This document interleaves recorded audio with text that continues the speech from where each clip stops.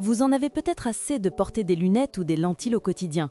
L'opération de la myopie est une solution qui attire de plus en plus de personnes. Mais comment cela se déroule-t-il réellement? Quelle est la meilleure technique? Quelles sont les conditions pour être opéré? Les risques à connaître, les chances de réussite et bien sûr le prix.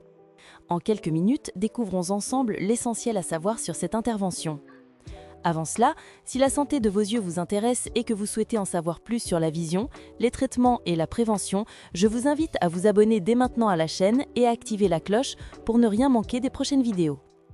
Du coup, l'opération de la myopie consiste à modifier la forme de la cornée, cette fine lentille transparente située à l'avant de l'œil, afin que l'image se forme correctement sur la rétine.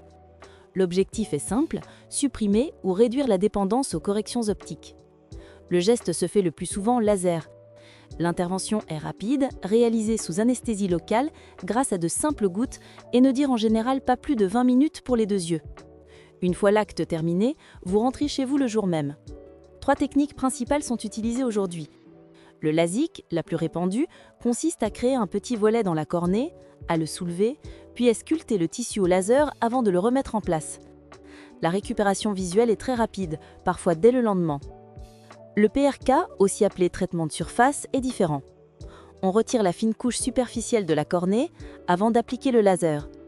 La récupération est plus lente, mais c'est une option utile lorsque la cornée est fine ou lorsqu'il existe un risque que le LASIK ne soit pas adapté. Enfin, la technique SMILE est plus récente. Elle utilise un laser pour découper à l'intérieur de la cornée un lenticule, une sorte de petit disque de tissu, qui est ensuite retiré par une minuscule incision. Comme l'incision est réduite, la sécheresse oculaire post-opératoire peut être moindre et la cornée reste plus stable. Aucune de ces techniques n'est universellement meilleure. Le choix dépend de vos yeux, de l'épaisseur de votre cornée, de l'importance de votre myopie et de l'avis de votre chirurgien. Être un bon candidat à cette chirurgie suppose de remplir plusieurs conditions. Votre correction doit être stable depuis au moins 1 an et il est préférable d'attendre la fin de la croissance, donc l'âge adulte, avant de se lancer. La cornée doit avoir une épaisseur suffisante et l'œil ne doit pas présenter de pathologie particulière. Certaines situations constituent des contre-indications, comme la présence d'un kératocone ou d'une cornée irrégulière, une sécheresse oculaire sévère, certaines maladies générales qui perturbent la cicatrisation ou encore la grossesse et l'allaitement, périodes durant lesquelles la vision peut fluctuer. Lors du bilan préopératoire, des examens précis permettront de déterminer si vous êtes éligible. Comme toute chirurgie, celle de la myopie comporte des risques.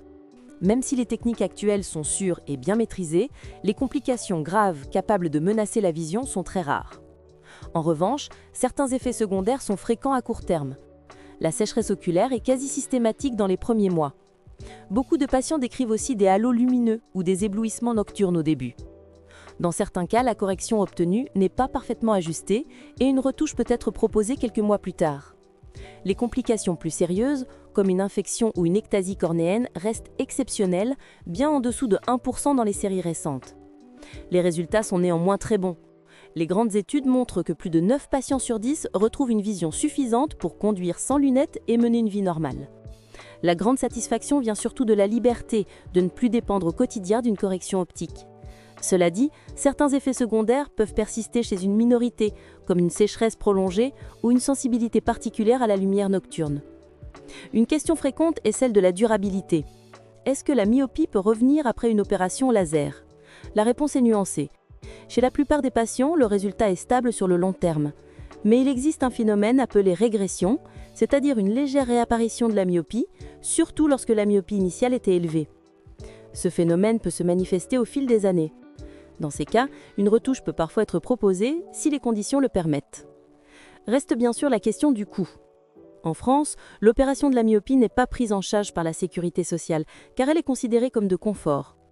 Les tarifs varient selon la technique, la réputation du centre et du chirurgien, mais on peut donner une fourchette.